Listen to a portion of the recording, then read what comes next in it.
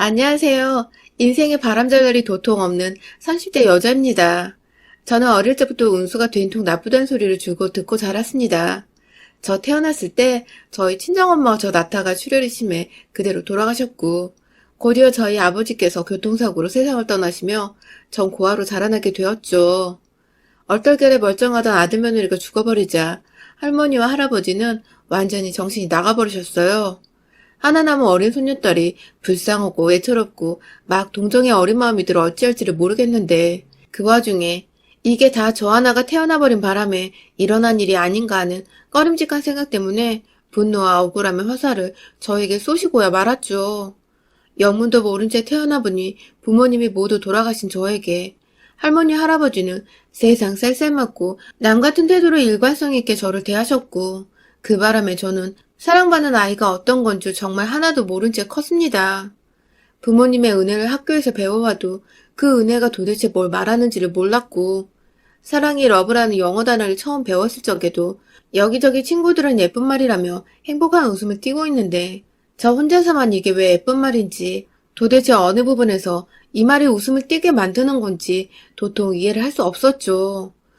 무엇보다도 이미 영어를 집에서 선행학습을 해와선 저는 처음 보는 알파벳이란 걸 죄다 통달에 외우고 있는 학급 친구들의 모습에 제 머릿속은 내심 충격과 공포로 가득 차버리고 말았죠.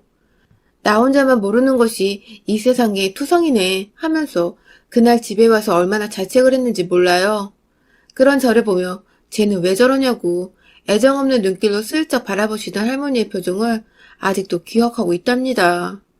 그때의 할머니는 그전이나 그 후에나 제게 있어서 도움이 되는 걸 단 한 번도 해주신 적이 없는 너무나 무능하고 또 필요 없는 존재셨어요. 학교에 가서 필요한 것들, 그만한 또래의 애들이 부모한테 받아야 할 것들까지도 무지하고 무식하셨기 때문에 당연히 알방도가 없으셨겠죠. 하지만 저는 그 때문에 그 어린 나이 때부터 세상살이의 두려움을 퍽 가까이 느껴보며 나 혼자 이 세상을 헤쳐나가야 한다는 부담감에 매일 밤을 집에서 혼자 쭈그린 채 울곤 했었답니다. 정작 사회에 나와서 힘든 게 뭔 줄도 모르면서 이미 학교에서 패배란 것을 경험하고 다른 누군가와 내 삶을 비교하는 것에 익숙해 버린 것이었죠. 그러던 저는 다행히 악바리 근성은 있어서 고등학교를 진학해서는 공부는 제법 열심히 했습니다.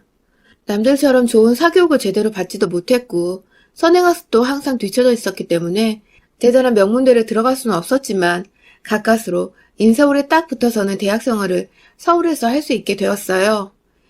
없는 살림의 조부모님 아래서 자라느라고 어디서 자취생활에 필요한 비용을 얻을 수는 없었지만 다행히 학교의 기숙사에 들어가게 되었고, 또 4년 내내 장학금에 알바도 병행을 하다 보니 밥을 굶거나 배고랑 눕는 일은 없었습니다. 늘 운수가 된통 나쁜 아이였는데 대학에 가서는 어찌 보면 처음으로 제 인생에서 운이 좋게 살았던 것이죠. 중간중간 또래 여자애들이 흔히 사는 귀걸이 하나조차 사치라면 살 수 없었던 제 인생은 분명 운이 너무 나쁜 인생이었지만, 그럼에도 전 대학이라도 살 수 있는 주거 공간과 공부할 수 있는 환경이 제공이 된 것만으로도 참 기뻤습니다. 쉽게 얻은 게 아니라는 걸 잘 알았기에 대학 생활을 정말 누구보다도 열심히 지냈어요. 환경은 비록 힘이 들었어도 마음만은 늘 기쁘고 감사하려 노력하며 살다 보니 주변에 저를 좋게 봐주는 친구들로 가득이었습니다. 제가 운수는 된통 나빴었지만 어째 대학에 들어가면서부턴 왠지 사람도 좋은 사람들이 곁에 모이는 것 같고, 갈망하는 대로 좀 노력을 하면 이루어지는 것도 같고, 뭐든 참 운명이 영 없지는 않구나 싶은 삶의 연속이었어요. 곁에는 할머니 할아버지 같이 날 싫어하고 떨떠름하게 생각하는 사람들 뿐일 것이라고만 생각을 했는데 좀 더 살아보니 그게 아니구나 싶었고, 이대로 계속해서 열심히 살다 보면 지금보다 더 좋은 사람들도 얼마든지 내 곁에 나타날 수 있겠다 싶었죠. 하루하루 살아갈수록 삶의 교훈을 스스로 터득해보며 어느새 저는 그중 가장 좋은 사람인 제 남편을 만나게 되었습니다.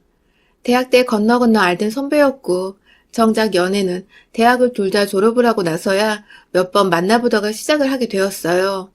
절 늘 밝고 또 긍정적인 사람으로 봐왔던 남편은 제가 어릴 적 사정과 저희 부모님이 모두 돌아가신 것까지 말을 하자 무척이나 놀란 눈치였고, 또 세상 이렇게 불쌍한 아이가 잘 자라서 자신과 함께 즐겁게 대학생활을 했던 것에 대해 흐뭇하고 뿌듯하게 바라보기도 했어요.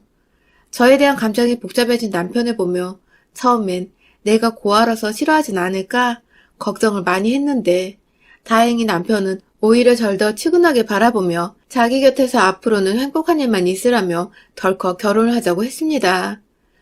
고아인 것을 밝힌 그날에 전 대뜸 프로포즈를 받아버린 것이었죠. 아, 이제 진짜 나를 진정으로 나의 내면과 배경까지 모든 걸 사랑해줄 남자를 만났구나 싶어서 마음속에선 형형색색의 불꽃놀이가 펼쳐졌어요. 이 사람과 앞으로 잘 지내서 우리 부모님은 못 이룬 행복한 가정도 이뤄보고 자식을 낳게 되면 엄마로서 최선을 다해 곁에 꼭 붙어서 보살펴 줄 것이라고 깊은 다짐도 해봤습니다. 그렇게 진짜로 내 인생의 고생은 다 끝이 난 줄 알았는데 웬걸. 결혼을 하면 본격적으로 제 인생이 암흑이 드리워졌어요. 고아로 살아가며 애정없이 키워내던 조부모님 밑에서 자랄 때보다 더욱 가혹하고 힘든 시간이 닥친 것이었습니다. 남편과 결혼을 약속하며 남편의 권유에 시부모님을 뵙게 되었습니다.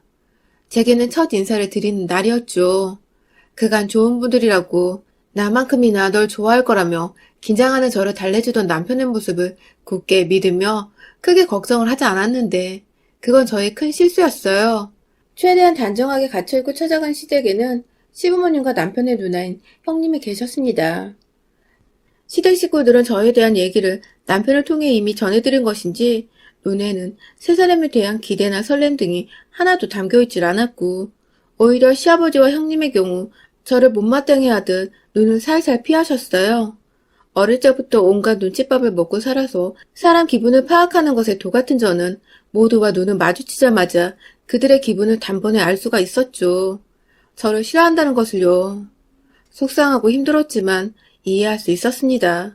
충분히 그러고도 남을 일이었죠. 잘 키운 자식이 보다 좋은 환경에서 자라난 여자와 결혼해서 살길 바라는 건 어느 부모나 다 똑같을 것이니까요. 반대로 저희 부모님이 살아계셨어도 똑같이 생각을 하셨을 거라 생각을 합니다. 때문에 시댁 어른들의 저에 대한 마음을 보다 호감으로 돌리는 데에는 전적으로 저의 노력이 필요한 일이라 생각을 했어요.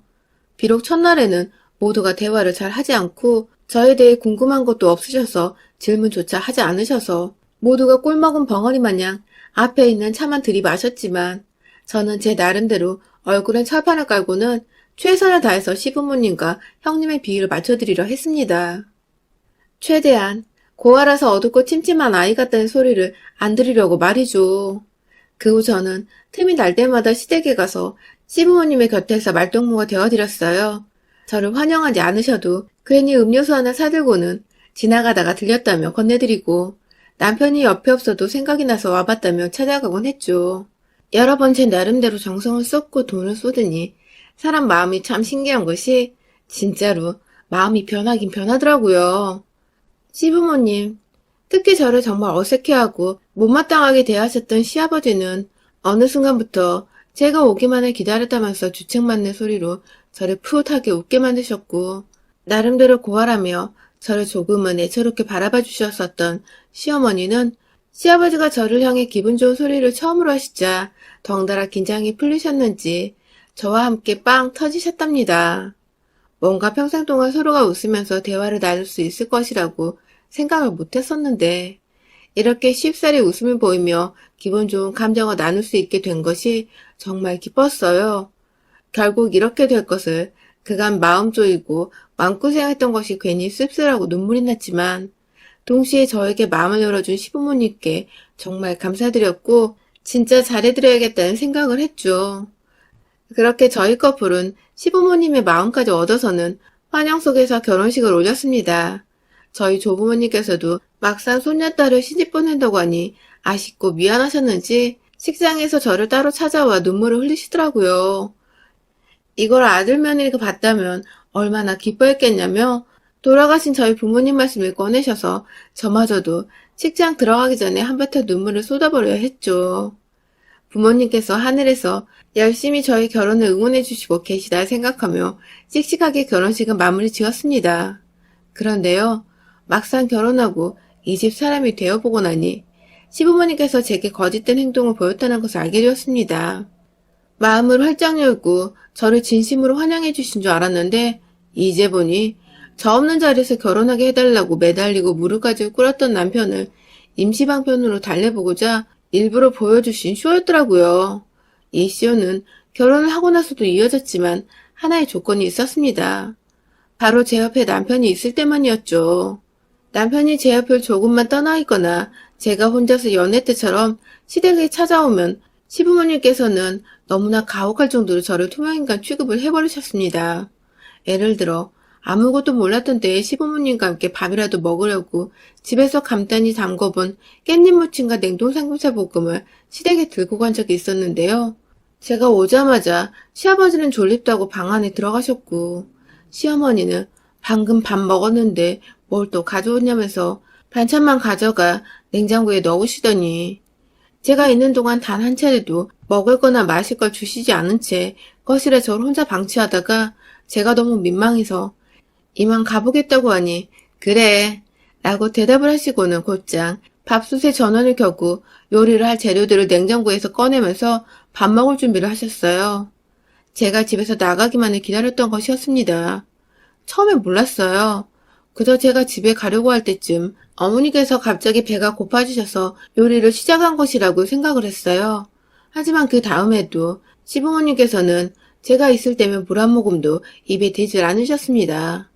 시아버지는 계속해서 안방으로 피신 아닌 피신을 하셨고 시어머니는 말을 걸어주시긴 하시는데 꼭 저 보란 듯이 저 있을 때는 뭘 드시지도 마시지도 않으시다가 제가 현관문에서 신발을 딱 신으라는 그 순간 냉장고 문을 열거나 밥솥 전원을 끼며 밥을 먹겠다는 본인의 계획을 저한테 몸으로 보여주셨어요.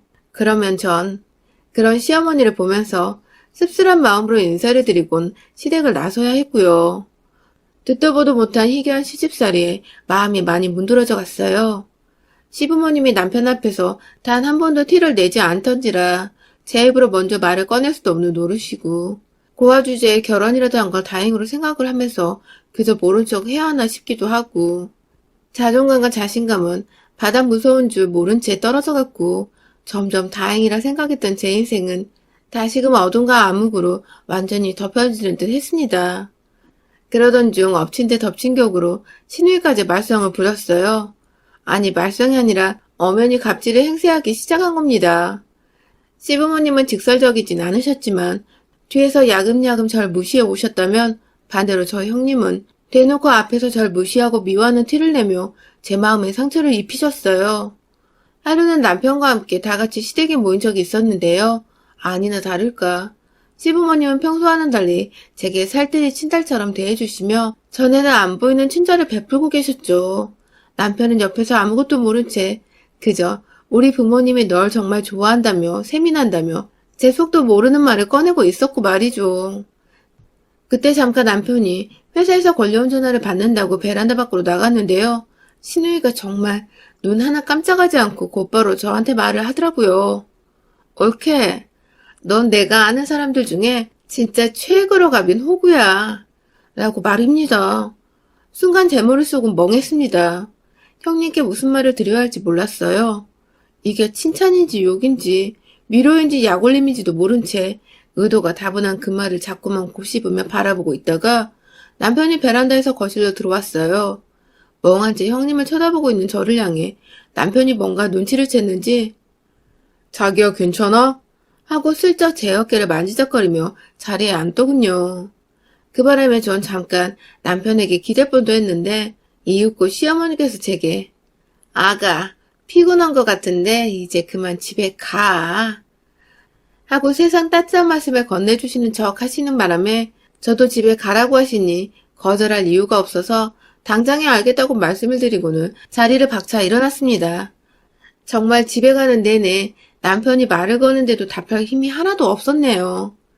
시댁 식구들이 미우니 남편도 미워지고 옆에서 아무것도 모른 채 그저 시댁 식구들과 제가 잘 지내는 줄로만 알고 있는 이 답답한 사람이 갑자기 막 원망스럽기까지 했어요.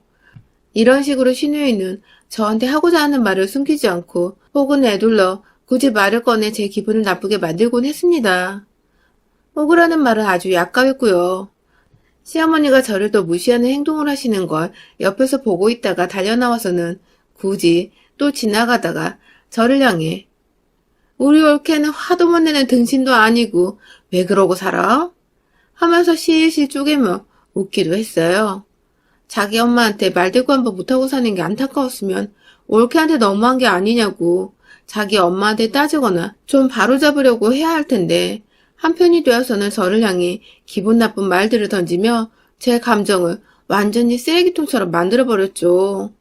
호구의 등신, 진짜 별별 소리를 다 듣고 산다며 제 자신이 얼마나 처량하고 불쌍해 보이는지. 차라리 결혼을 안 하고 조부모님 아래에서 무관심 속에서 살던 때가 훨 낫다는 생각까지 들어버렸다니까요.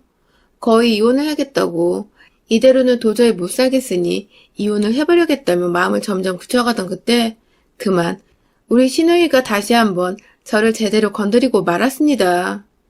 이번에는 제법 큰 시누이와의 마찰이자 시댁 식구들을 향한 저의 진짜 선전포고가 시작되고야 말았죠.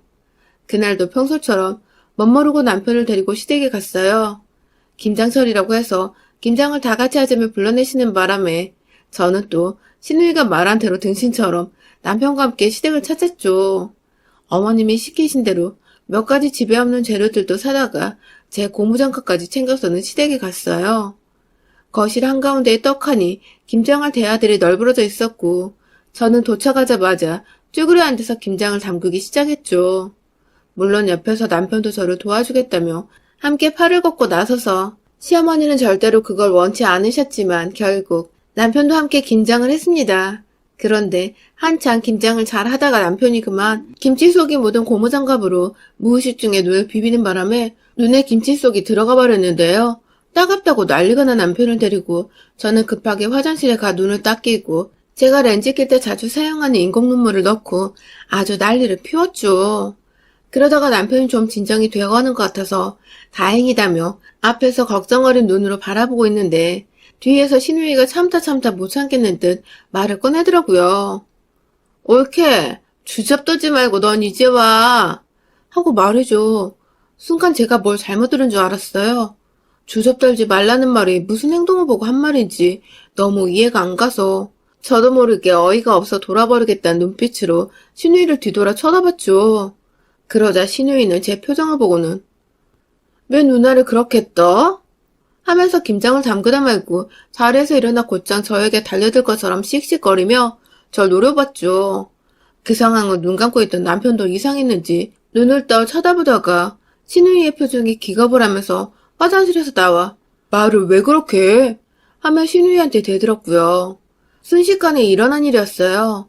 평소 시누이가 말을 너무 거칠게 해서 아슬아슬하긴 했지만 오늘은 미처 남동생이 제 뒤에 있었는데도 입버릇이 먼저 튀어나와 버렸는지 평소처럼 싼 말투를 뱉어내었고 그 바람에 남편도 자기 누나 성격을 평소에 알긴 알고 있었는지 왜 자기 마누라한테 그따위로 말을 하냐며 화가 단단히 나버렸죠.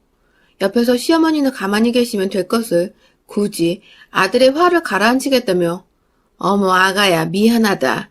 내가 딸을 잘못 키웠어. 하면서 세상 불쌍하고 염치 없는 듯 표정을 지어 보이셨고요.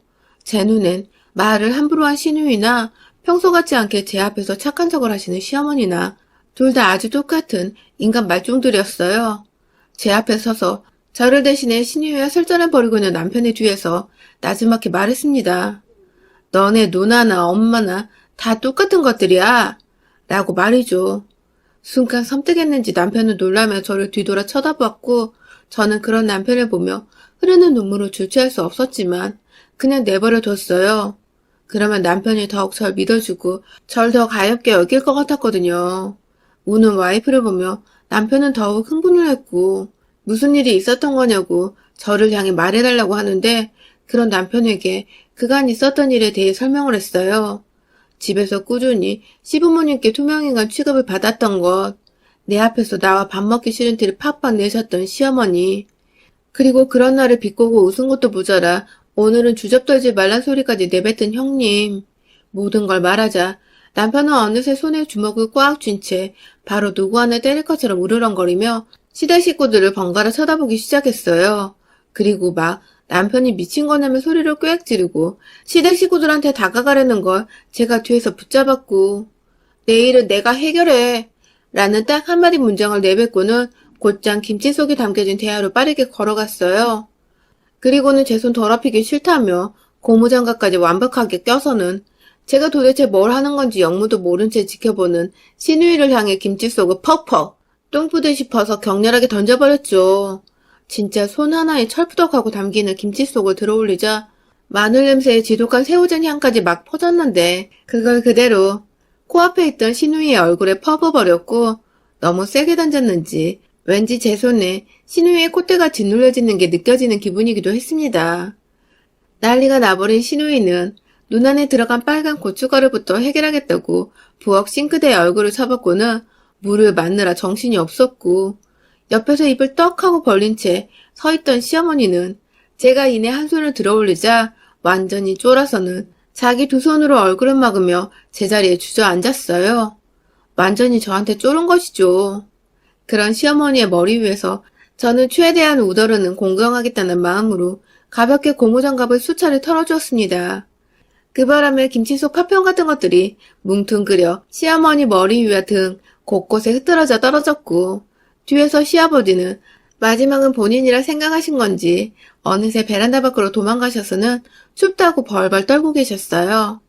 집안에서 뜨뜻하게 혼자 소파에 누워 TV를 보시느라 맨발의 얇은 네이 차림이셨는데 그 꼬라지 그대로 베란다 밖에 나가신 바람에 살얼음 같은 추위를 감당하셔야 했던 것이죠. 그날 남편의 손에 이끌려 집에 도착해 오랜만에 편안한 잠을 청했습니다. 뜨뜻한 침대 위에서 남편이 건네주는 차 한 잔을 마시며 그 어느 때보다 심신이 안정된 상태로 잠이 들었죠. 속에 담아두면 천불이 나고 결국 이렇게 터져버리는데 전 그간 왜 그렇게 정말 신우의 말처럼 호구처럼 당하고만 살았나 싶더군요. 씁쓸한 제 마음을 달래려는 듯 남편은 여전히 제 옆에 꼭 붙어서는 누가 자기 시댁 식구들처럼 또 남몰래 시비를 걸며 괴롭힐까 싶어 아주 보디가드처럼 제 주변을 따라다니고 있어요. 시댁을 떨어뜨려 놓고 보니 남편 하나만 남았는데 이제야 다시 제 인생에 좋은 운수가 찾아온 것만 같습니다. 이 운수를 놓치고 싶지 않으니 남편의 사랑만을 먹고 살며 이제는 진짜로 좀 행복해져 보려고 해요. 여러분의 생각은 댓글로 남겨주세요. 오늘도 시청해주셔서 정말 감사합니다.